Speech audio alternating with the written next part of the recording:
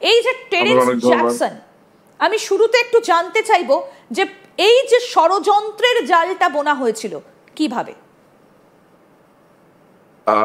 আপনার যেটা আমরা জানতে পারি প্রতিবেদনের মাধ্যমে, সেটা হচ্ছে যে টেরেন্স একটা দীর্ঘ সময় ধরে ঢাকাতে অবস্থান করছিলেন একটি নিউট্রাল স্থান হিসেবে। এটা হচ্ছে প্রথম কথা। অনেকে প্রশ্ন আসতে পারে যে সাংহাই যেই বিশ্ব সম্মেলন যেটা আছে সেখানে আপনার ভারতের প্রধানমন্ত্রী শ্রী নরেন্দ্র মোদী এবং রাশিয়ার যিনি প্রেসিডেন্ট ভ্লাদিমির পুতিন, তাদের একটি বৈঠক হয়েছে, বাট এটা শিডিউলের বাইরে 45 মিনিট। এবং এই এই সম্মেলনকে কেন্দ্র করেই আপনার এই টেরেন্স আরভিল যেই জ্যাকসন, যে লোকটির কথা বলা হচ্ছে, সেই লোকটি একটি অনেকটা তাকে এক ধরনের ভাড়া করা সন্ত্রাসী হিসেবে সেখানে আনা হয়েছে এবং তিনি ওইখানে গিয়ে এই হত্যাকাণ্ডটা চালাবেন এবং নিউট্রাল প্লেস হিসেবে আসলে সে একটা দীর্ঘ সময় ধরে বাংলাদেশে অবস্থান করছিল। এখন এই লোকটি যখন বাংলাদেশে অবস্থান করছিল, এখানে কয়েকটি ঘটনা ঘটে। একটি হচ্ছে যে গোয়েন্দারা যে জিনিসটা ট্রেস করতে পারে যে এই লোকটি আপনার রোহিঙ্গা ক্যাম্পে যে অস্ত্রের পরিদর্শন রয়েছে, যেটা আমরা এর আগে বলেছিলাম যে রোহিঙ্গা ক্যাম্পে তাদের যে অস্ত্র প্রশিক্ষণ কেন্দ্র আছে, এখানে সে নিয়মিত যেত এবং সেটি একটি প্রশিক্ষক হিসেবেও তাকে বলা হচ্ছে। আমরা এই জ্যাকসনের দাদা, আমরা টেরেন্স জ্যাকসনের এই গতিবিধি সম্পর্কে আলোচনায় আসবো, কিন্তু তার আগে এই যে ষড়যন্ত্রের জালটা কিভাবে বোনা হয়েছিল, আমি দর্শকদেরকে একটু সেই ছবিটা দেখাবো। আপনাদের নিশ্চয়ই মনে আছে যে গাড়ির মধ্যে মোদি এবং পুতিনকে একসঙ্গে সলা পরামর্শ করতে দেখা গিয়েছিল। আপনারা নিশ্চয়ই জানেন এই ছবিটা। এই যে দেখুন, একসঙ্গে গাড়িতে বসে রয়েছেন মোদি এবং পুতিন। আপনারা নিশ্চয়ই জানেন যে কোথায় এই ছবিটা আমরা কোথায় দেখেছিলাম? আমরা এটা দেখেছিলাম চীনে। সেখানে একসঙ্গে বেশ কিছুক্ষণ তারা গাড়িতে বসে আলোচনা করেছিলেন। কিন্তু প্রশ্ন হচ্ছে, এনারা গাড়িতে বসে যে আলোচনা করেছিলেন এটা পূর্ব নির্ধারিত ছিল না। এটা হঠাৎ করেই এই দুজনে মুখোমুখি আসেন এবং দুজনে আলোচনা করেন। তার মানে এনাদের কাছে এই খবরটা ছিল না। আমি নিঝুমদার কাছে আরও একবার যাব। নিঝুমদা, আমরা এই ছবিটা দেখেছিলাম চীনের তিয়ানজিনে, যেখানে মোদি এবং পুতিন একসঙ্গে গিয়েছিলেন আগস্ট মাসের শেষে। এই যে মিটিংটা, একই গাড়িতে বসা, এটা তার মানে পূর্ব নির্ধারিত ছিল না, তখনই তারা খবর পেয়েছিলেন যে এইরকম একটা ঘটনা ঘটতে পারে। হ্যাঁ, ডেফিনেটলি এটা একটি অনির্ধারিত বৈঠক ছিল আসলে, 45 মিনিটের বৈঠক। এবং এখানেই আসলে এই ঘটনাটা ঘটানোর একটা আসলে ব্যাপারটা নিশ্চিত করে যে বলা হচ্ছে তা না, কিন্তু একাধিক গোয়েন্দা সংস্থার যে রিপোর্ট এবং যেই পত্রিকাটা রিপোর্ট করেছে দি অর্গানাইজার, মূলত তারা দীর্ঘ সময় ধরে এই ধরনের তথ্যগুলো প্রকাশ করে আসছে এবং এইগুলো তথ্যের জন্য এই পত্রিকাটা বিখ্যাত।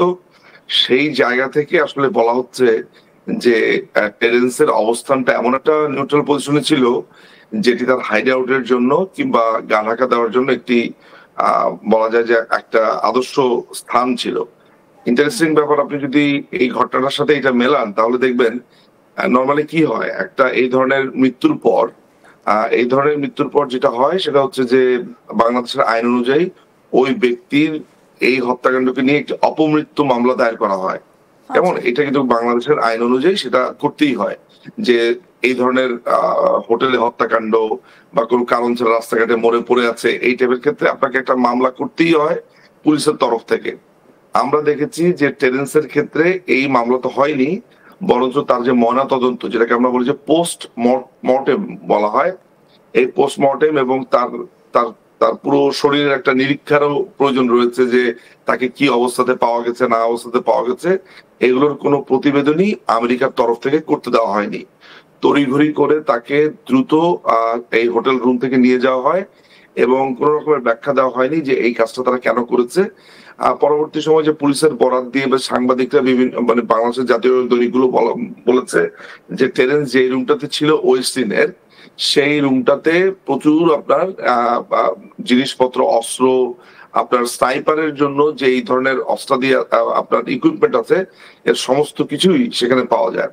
এবং কয়েকটি পত্রিকা সেই সময় এটি ধারণা করে যে গত বছরের জুলাই অগস্টে যে স্নাইপারের কথা বলা হচ্ছে, যে বাংলাদেশে এই স্নাইপার গুলো অপারেট করেছিল, তাদেরও হয়ে কাজ করেছে কিনা, বা সেই সময় থেকেই এই আপনার এই টেরেন্স এখানে অবস্থান করছে কিনা এটা বলা হয়।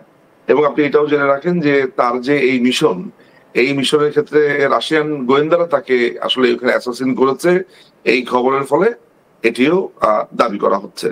ফলে জিনিসটা যে জায়গাতে আপনাকে সন্দেহের জায়গাটা ওঠায়, আসলে এই সন্দেহ হয়তো বা খুব একটা আসতো না বা আরো যুক্তির দাবি ছিল, কিন্তু যখন দেখা গেল যে এই টেরেন্সের লাশের কাছে ধারে কাউকে যেতে দেওয়া হয়নি, বাংলাদেশের বিদ্যমান আইনকে প্রয়োগ করতে দেওয়া হয়নি, এবং কমপ্লিটলি এটাকে বুড়ো আঙুল দেখানো হয়েছে, তখন আসলে আপনাকে এই থিওরি গুলো বা এই যে আসা প্রতিবেদন গুলো আপনাকে অবশ্যই চিন্তার খোরাক যোগায় এবং এই জিনিসগুলোর দিকেই ধাবিত করে আপনার ভাবনাকে।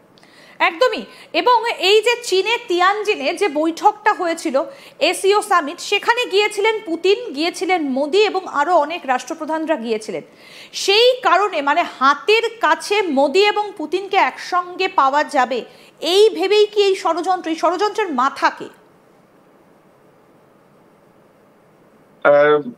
এই ষড়যন্ত্রের মাথা আমি তো আসলে মানে যেহেতু নিশ্চিত নই এই ব্যাপারটাতে, কিন্তু টেরেন্স যে এই রাষ্ট্রকে প্রতিনিধিত্ব করে, যে রাষ্ট্রের নাগরিক, স্বাভাবিকভাবে সেই রাষ্ট্রের দিকেই আসলে স্পষ্টত আঙ্গুল ওঠে। এটি এটি বলার অপেক্ষা রাখে না। বলা হয়ে থাকে যে সে একজন সিআইএ এজেন্ট বলে বলা হচ্ছে, এটি বিভিন্ন পত্র পত্রিকাতে, যদিও আমি এই ব্যাপারটাতে নিশ্চিত নই। কিন্তু এখানে আপনি দেখেন ওই একই সময়ে, মানে ঠিক একই টাইমে আমরা যখন কথা বলছিলাম রোহিঙ্গা ক্যাম্পে পাকিস্তানি আইএসআই জেনারেলদের উপস্থিতি, সেখানে তাদের ক্রমাগতভাবে আসা, এবং আমরা কিন্তু বলেছিও, একাধিকবার বলেছি যে এই রোহিঙ্গা ক্যাম্পে আপনার অস্ত্রের প্রশিক্ষণ চলছে, সেখানে নানান ধরনের কার্যক্রম পরিচালিত হচ্ছে, এবং রিপোর্টেও কিন্তু এও উঠে এসেছে যে এই টেরেন্স কিন্তু এই যে রোহিঙ্গা ক্যাম্পের যে আপনার প্রশিক্ষণ, সেই প্রশিক্ষণের একজন অন্যতম সহযোগী সেখানে ছিলেন। ফলে আমি এটা ঠিক জানি না যে এটি কোনো যৌথ মানে দুটি রাষ্ট্রের যৌথ পরিকল্পনাতে এই অ্যাটাকটার পরিকল্পনা হয়েছে কিনা, নাকি এককভাবে কোনো একটি রাষ্ট্র এভাবে চিন্তা করেছে। এবং আমার কাছে অত্যন্ত উইয়ার্ড লেগেছে এই জিনিসটা, যে একটা মানুষের মৃত্যুর পর সেই মানুষটার আইনি কোনো ধরনের প্রসিডিওর এগুলো মেনটেন করে দেওয়ার বদলে সেই মানুষটাকে দ্রুত সেই জায়গা থেকে নিয়ে আসা এবং তাকে অসংখ্য আপনার ইকুইপমেন্ট, অস্ত্র তার রুমে পাওয়া, এগুলো নিয়ে বাংলাদেশের আইন শৃঙ্খলা বাহিনী থেকে শুরু করে সরকার বলবো কি, এটা তো অবৈধ, এই টোকাই, এই জঙ্গি, এরা একটা রাও সেখানে করেনি। ফলে এটা আপনার স্বাভাবিকভাবেই আমেরিকার দিকে কিংবা পাকিস্তানের দিকে আপনার অঙ্গুলি নির্দেশ করে।